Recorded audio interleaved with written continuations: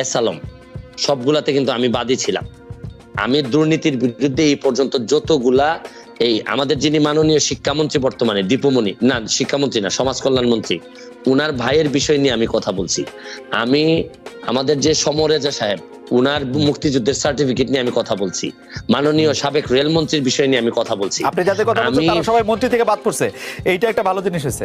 আমি কিন্তু এই এমপি হওয়ার আগেই বাংলাদেশ আওয়ামী লীগের প্রচার সম্পাদক যিনি বর্তমানে, তার বিরুদ্ধে মামলা হয়ে বাদী হয়ে কিন্তু আমি মামলা করেছি।